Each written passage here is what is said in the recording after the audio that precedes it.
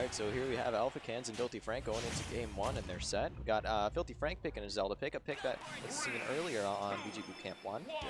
And we also have Alphicans picking the Pokemon Trainer, as we've seen him use before in doubles bracket. And Alphicans paired up with Black Twins in order to try and fish for their victory.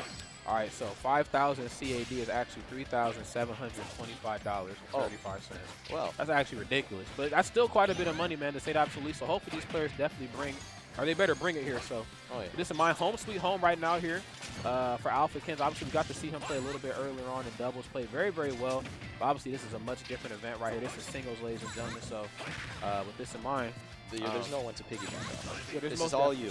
Yeah, this is definitely all you, man.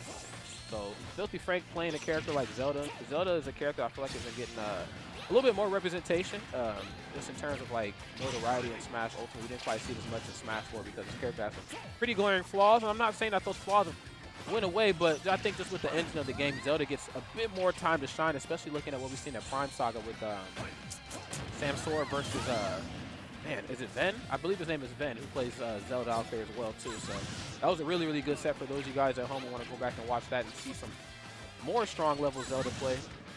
That's definitely on the internet for you. And you got to remember, games like these always have an ever-evolving meta. So other characters will kind of like fade their way in. You know, like for instance, Ike, like in the early stages of the game, and he's kind of faded his way out. And I think Zelda's kind of getting that slow, like edging into the rosters of some players. Oh yeah. Like in Windsor, like we have quite a few people that have their Zelda picks, and their Zeldas are pretty good. That's good. They rank really well. Like just before, we saw Saints Gaming JJ on the other channel play his Zelda against, I think, number 4 seed in Michigan. Oh, really? Yeah. So, oh my God, I like this. People have been starting to kind of find their way with Zelda more recently. That's good. I think, you know, I should get some cool stuff out of throws, but right now it's going to take a little bit more than just some throws to bring yourself back with this. Oh my goodness, misses the forward smash. I feel like a tilt probably would have been enough to do it, but another high recovery. There's the tilt I was talking about. Again, another one. Tossing that hit around. Oh my goodness, and won't even need the down smash, man. Wonderful stuff right there, man. Alphicans definitely playing out of his mind right now. And I think that's kind of one of Zelda's, maybe not glaring weaknesses, but what she can get out of the combos that she does have in her arsenal. Very, very strong. You know, obviously very good combos. Obviously her spike, I think her spikes no matter what. It always sends them down. Yeah, always sends them down. And of course you got like, you know, her throw combo throw. Like Nair, low percent, then of course, you know, things chain into forward air and back air, so on and so forth. And the thing about it is, like, a lot of it is kind of linear. You know what I mean? Like, you know it's coming. And so if you literally take one piece of that puzzle away, Zelda can kind of struggle in a few instances. Yeah, and she does have some trouble landing as well, because even if she wanted to counter with a down air, it comes out very late, and which can be used, and a bunch of up airs that have much less frame data, much lower frames, I should say, can be used to counter it. Oh, and the up throw taking the game there. And going on to game 2, got Alphicans with the advantage in this set.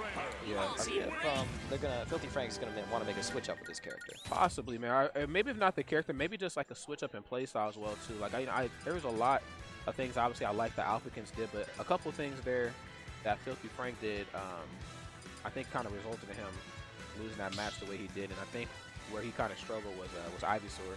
Ivysaur is what could be looked at as a very oppressive character in certain instances, depending on the matchup. I don't quite think this character is that impressive versus Zelda, but what I will say is that the utilization of Razor Leaf seemed to be very bothersome for Filthy Frank, because Razor Leaf and like fall away aerials obviously convert into more damage, and I just think with the trading of the hits back and forth, Alphicans was just getting a lot more off of his exchanges than Filthy Frank was with his. Yeah, trying to keep that space with those Razor Leaves and kind of slowly chipping on the percent, because they do like at least, like we just saw, like 10% damage apiece.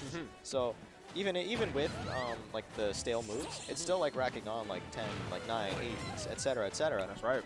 So it's a good spacing tool, trying to keep Filthy Frank on his toes, and this is a lot of damage coming out from the Ivysaur right, man. See if he can finish out the start. Most definitely, and it's just an easy come, easy go thing with some of these platform stages. Like in some cases, these platforms can really aid you. Like I think platforms can really help Zelda when it comes to the combo game, depending on which way they land and reading the DI and so on and so forth. But on the opposite end of that spectrum as well too, you know, just landing can become a little bit more bothersome, as you see right there. Filthy Frank just really wasn't quite able to get back onto the stage, and then I just think with the presence that, you know, Alphicans is bringing towards the ledges of the stage, it really forced a few awkward recoveries. And so with that in mind, he was able to kind of go for the punish. As you see right there, another aerial right into the up air, and then the sweet spot vine whip. Now, yep, even though Zelda does have a teleport up B, it's not the same as like Palutena's. Like Palutena's, if it does hit a platform, it has very little end lag. Whereas Zelda's, no matter what she does, it always has that kind of end lag. And it can be used to open up a window for a punish, especially from a character like Ivysaur, who has some very strong punishes in his kit, and it can take advantage of Zelda's weaknesses with all of the end lag and a lot of removes. Oh, yeah, absolutely. As you see right there, yes, that was just a really, really smart conditioning right there, man, from Alphicans. Alphicans obviously very fully aware of what Zelda can bring to the table. Like I said before, what she can get out of her combos are very strong and very, very scary to do, especially if you take into consideration matchup unfamiliarity. But Alphicans is playing this matchup very, very well.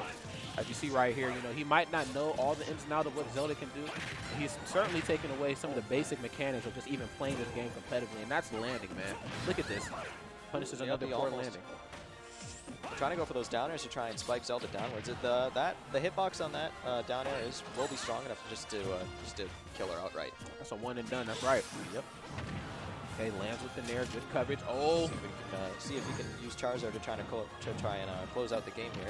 That was actually a bit of a mix-up. He turned backwards and he jumped from one end of the platform to the other side of the platform. But instead of actually falling on top, he fell through it. So he can try to mix it up with the back air. There you go. That's going to take the game.